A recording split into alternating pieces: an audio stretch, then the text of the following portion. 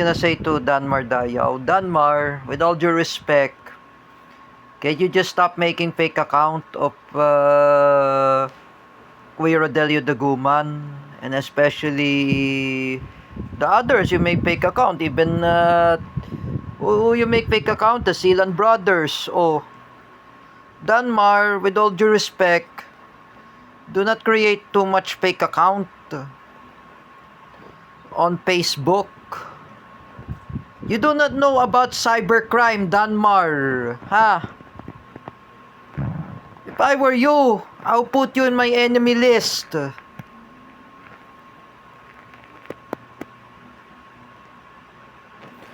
You know, Danmar Dayaw, I say again, even Sangkay Janjan, both of you, Sangkay Janjan, Danmar Dayaw, and even those Marcos loyalists who were fake Filipinos like Ate Dina Guillermo and Teacher Alexandra Pagkalinawan, all of you should stop making fake account on Facebook, especially you, Danmar Dayaw, and even your ally, Sangkay Janjan, who want to create a stupid fake account to ruin Cedric Mariano.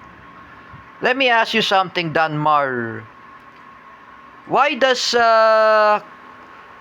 did you make lots of fake account on Facebook? Like Rodelio Daguman and even Mrs. Annie Gill. For me, I say again, Danmar, you need to stop with your making fake account on Facebook. You know, for me, I was told by Ate Marisol Siaco and Paulo Siaco, who is the Facebook account of Rodelio Daguman? Who is that anyway?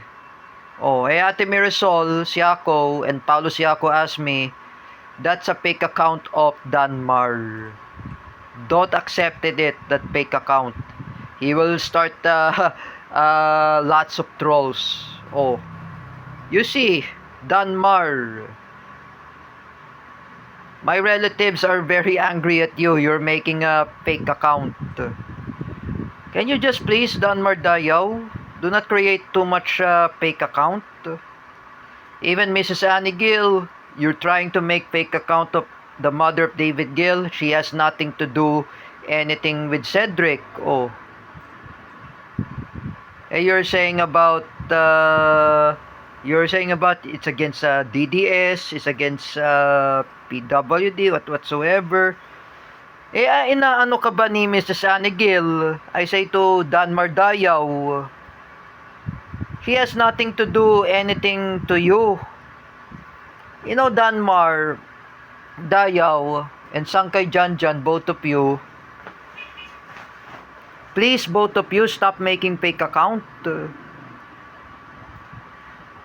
You know, I chat with Jardino to urge Patrick Eason to Danmar Dayaw to stop creating too much fake account.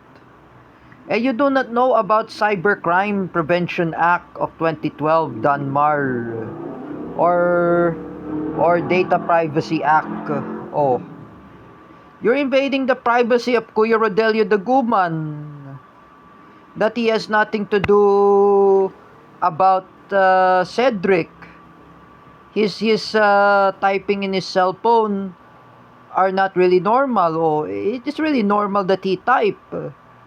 That fake account that you're using, Rodelio Daguman, it was you. You're the one who started this, Danmar. You know, when I was in barangay, when I have a summon from Kapitan Nasolonga, for what I did to David Gill, I attacked them. Oh, I know I condemn Danmar Dayaw. Danmar started this. You know, Danmar, as I am your former friend, you know, we know each other in Hans Inclusion Philippines.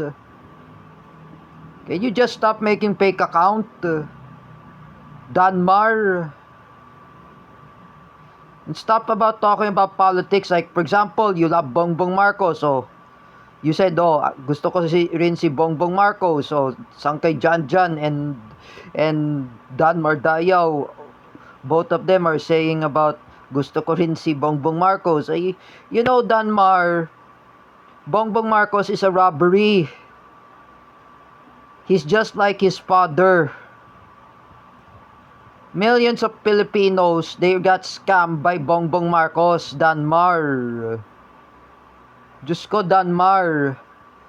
Puro ka lang kawalang yan. Like I said, you know, you need to stop making a fake account. You need to stop making lots of trolls. You know that the fake account of Mrs. Annie Gill, that was created by the BBM trolls. And that was created by Sangkay Janjan and Danmar Dayaw. You know that, Danmar. It's not good to make creating a fake account on Facebook. Facebook, they prohibited fake account, Danmar. Or using the name that you do not know what is going on. Danmar, with all due respect, you need to stop creating fake account.